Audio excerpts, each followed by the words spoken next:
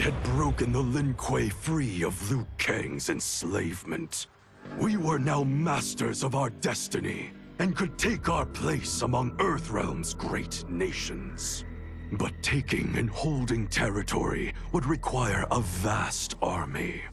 I needed more fighters to make our presence felt. Then I recalled Shang Tsung's dragon warriors. An army of them would be unstoppable. But trafficking in such strong magic would surely draw Liu Kang's attention. Sector advised that we avoid detection by building our army using science, not sorcery. We've invested much into this endeavor, and we are beginning to see results. Once again proving the depths of Sector's genius. When we are done, all of Earthrealm will honor our desires and heed our demands. If not, they will face the Lin Kuei's wrath.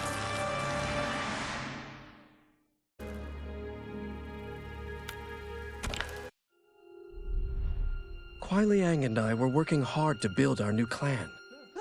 But even with the help of his close friend Harumi, it was difficult. The biggest problem was finding the right initiates. Then, one night, while walking outside Harumi's compound, I was attacked. I thought at first it was a Lin Kuei assassin, but his strikes were too uncertain, too angry. My attacker, it turns out, was a boy.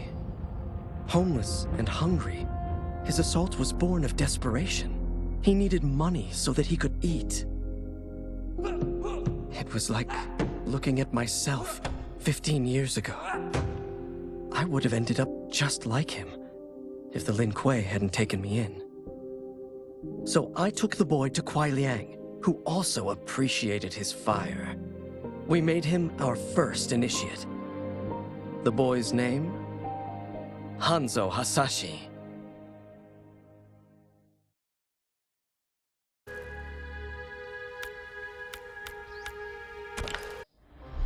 No sooner had Titan Shang Tsung been defeated than Bihan and his loyalists hunted us down.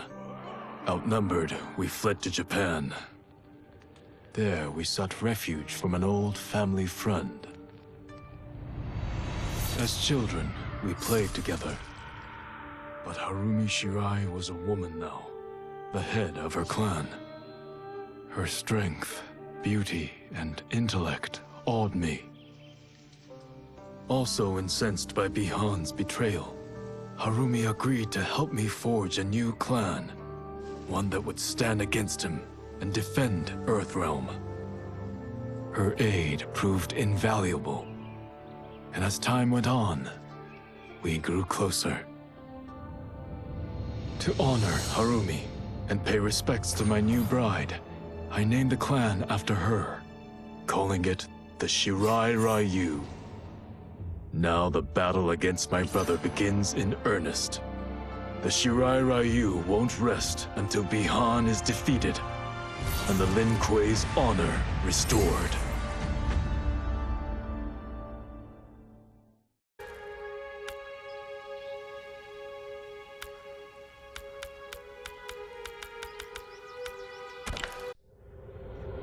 As the darkness enveloped me, I took a long last look at my family. I did not expect to see them again until their souls joined mine in the living forest. But miraculously, my beloved husband delivered me from oblivion. Though he couldn't save my body, Jared had preserved my soul. Like him and countless others, I am now a part of Ermac. Yet ours is not a peaceful repose. The collected souls within Ermac have their own needs and agendas. Before we can speak as one, we must first reach consensus. I had thought, as the former rulers of Outworld, I and Jared would hold sway. But here we are, two souls among many thousands, fighting for the right to be heard. And if there is one thing we do well together, it is fight. We will win the right to govern Ermac as we once had governed Outworld. And we will rule for the benefit of all.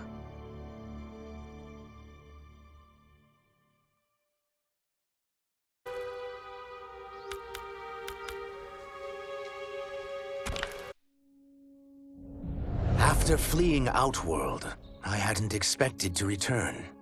But then, I also hadn't expected the new Empress to make me an offer I couldn't refuse. To thank me for helping stop General Shao's rebellion, she asked me to be her emissary to the Zaterrans.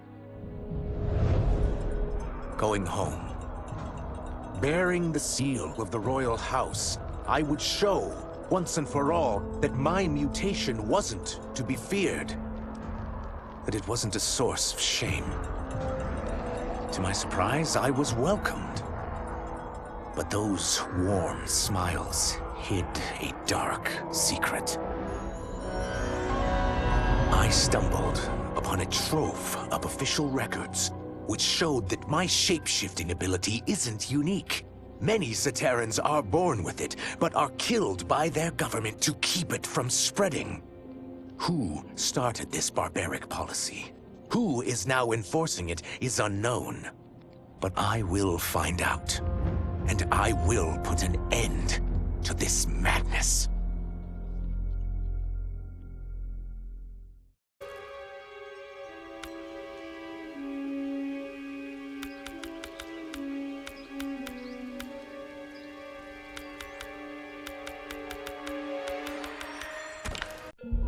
Though worried about how the public might react, I met with Baraka to discuss his Tarkatans. Speaking from his heart, he moved me. I agreed to visit his colony and see how his people lived. The conditions were atrocious. This was one of my mother's few mistakes. Like all Outworlders, she treated Tarkatans with scorn. What they deserved from us was compassion. And the only way to get it for them was to reveal my affliction. To show all my subjects that even an Empress could get Tarkat. The scandal my revelation caused was intense.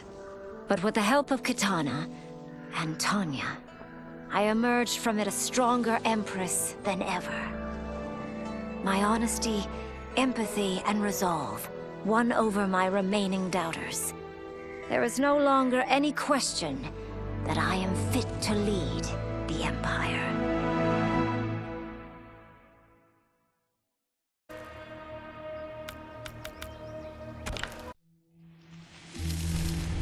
General Shao's revolt left Outworld's armies in tatters. We were vulnerable to enemies both foreign and domestic.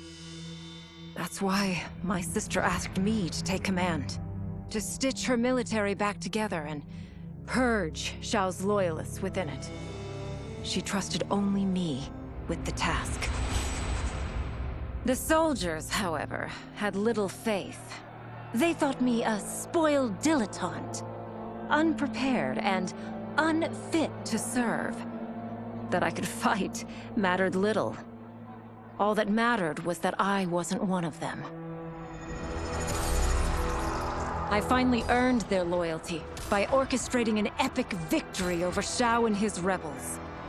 Though the general himself escaped, his forces were smashed. For as long as I am able, I will lead the Empress's armies in defense of Outworld.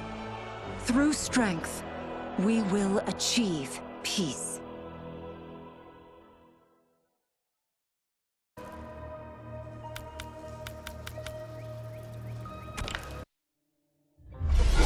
As her reign began, Empress Melina faced many challenges. To meet them, she turned to the people she trusted. Her sister to lead her army, and me to lead her Imperial police. Though I missed Empress Sindel dearly, I was glad my ties with her family had been mended. But while it was an honor to be made responsible for Outworld's internal security, I soon realized accepting the appointment was a mistake. I'm not cut out to be a bureaucrat, nor am I patient enough to navigate the Imperial Court's politics. I was at my best patrolling Sundo's streets, when I could feel the city's pulse and serve and protect its citizens directly. That's why I resigned my post and resumed my role as Sundo's first constable. I end each day knowing I've made a difference.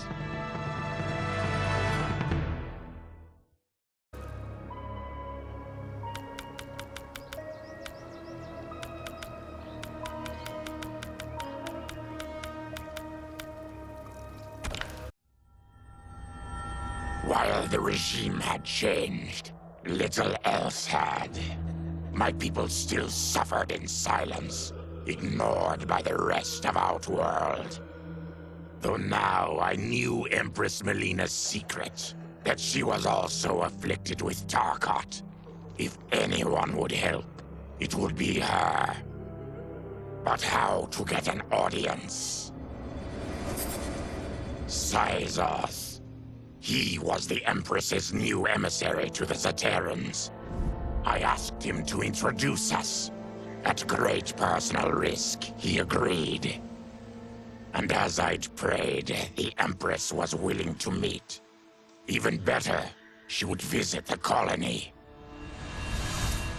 She was shocked to see how we lived. She moved quickly to provide for our care and comfort. Thanks to the Empress and Sizoth, we Tarkatans are no longer pariahs. Until our disease can be cured, that will do.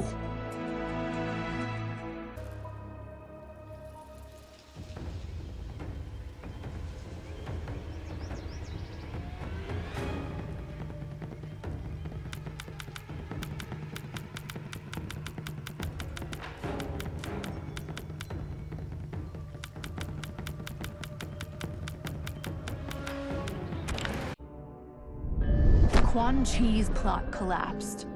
Along with it, my plan to secure new beings to feed my starving people.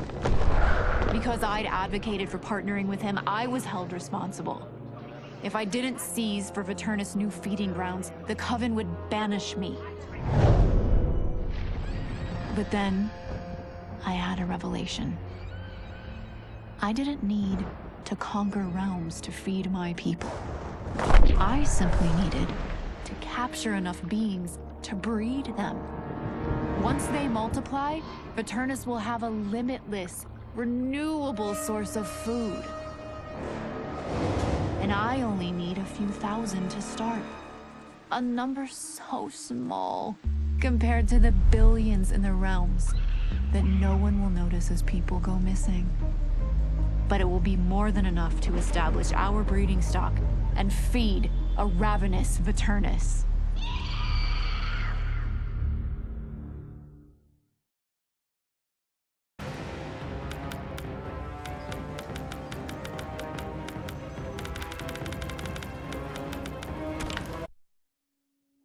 With General Shao freed from prison, we began raising a new army against the royal family.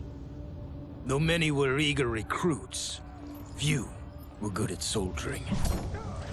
It was so bad, the general was forced to change tactics. He decided that we needed a doomsday weapon. That weapon isn't a thing, though. It is a monster. Onaga, the Dragon King. The general told me the old legends were true. That his ancient ancestor defeated Onaga, trapping him deep inside Mount Sagan. The Dragon King is still there today. His pent-up fury waiting to be unleashed. Because Onaga is so dangerous, the general wouldn't risk trying to tame him before. But now, he feels we have no choice. Though I likely won't survive, I accept this mission gladly. I can think of no greater honor than to give my life in the General's service.